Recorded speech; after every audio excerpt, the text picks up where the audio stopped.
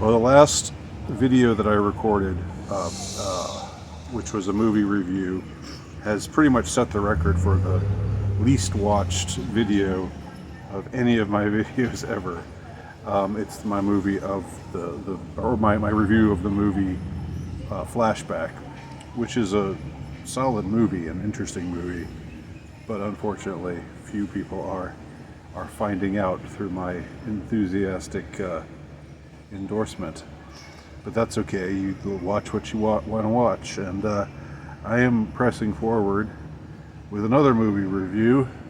This one may be a little bit more interesting. I don't know. It might be a little bit more. Might draw a few more eyes. I guess I'll try to title it in a way that maybe will make it more interesting.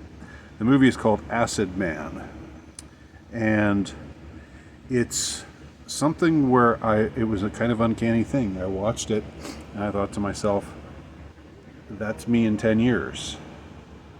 That's me in 10 years. Now, there are little differences, of course, between me and the main character in the movie, but those differences are not, they can be glossed away. The central core of this character makes me think, yeah, it's a little uncanny, and it's a little disturbing too, that this is my trajectory. But hey, it's the trajectory that I think I've been put on. So, gotta be true to where you're meant to be.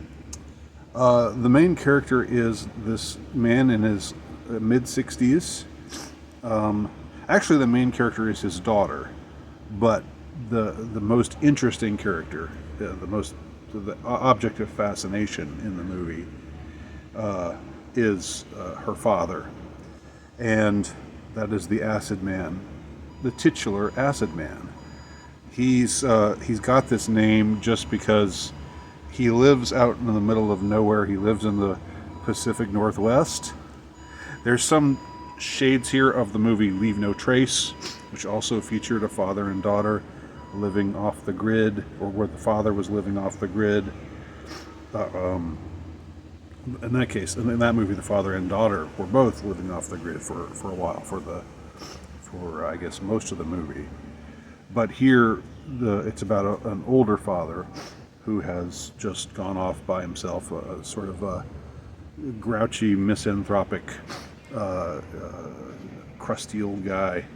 Now, don't get me wrong, he looks great for a man in his mid-60s, and you notice these kinds of things when you get to be an older man.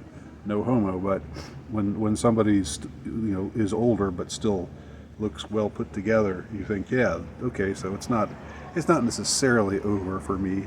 I can be old and still look pretty good. That's Thomas Hayden Church, who has mostly been a character actor. I've recognized him from other things, although I don't think I can name anything right now. And he's mostly not been the lead. He's mostly been, as I said, a character actor. He has a very distinctive voice to him, and it's used for maximum effect in this movie. So this guy is an eccentric misanthrope who's just embittered about his life experiences, and he's just gone off to live by himself, and in the Pacific Northwest wilderness.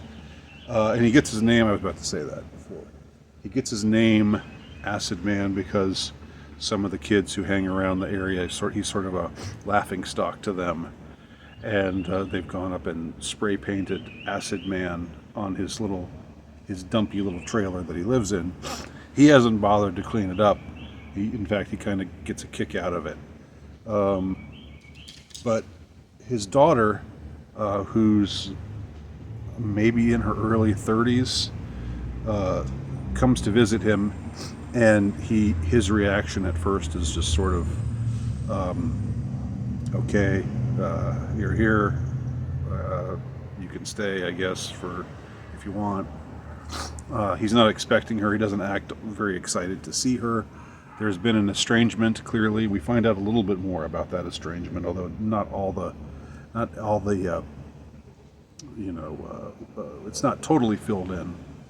But generally, what we find is that this guy is a man who has had ambitions and had ideas of his own, but he feels that he's not been taken seriously by the world around him, and so he's grown embittered about that and just decided to chuck it all. And as I said, live this hermetic life. Like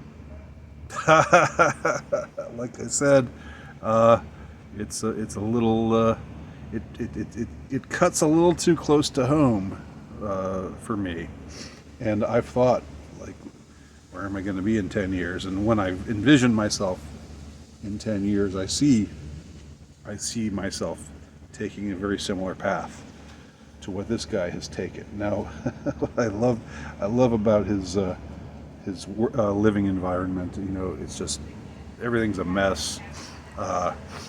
He's a smart guy. He's an engineer. He was an engineer by trade, but his whole trailer place is just a mess, and he doesn't bother to clean up, because why bother? And every night he goes off to see these objects in the sky that he thinks are aliens. And he's got this idea that there must be this alien intelligence out there, that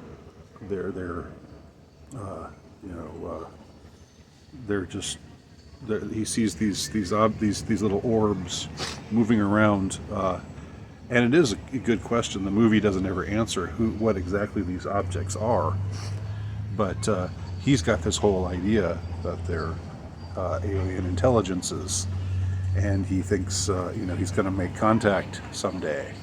And his daughter sort of thinks he's nuts, and she has some baggage, because we find out in the movie that at some point we get the impression that he never really, or that he had an estrangement, a pretty bitter estrangement from his wife, her mother, and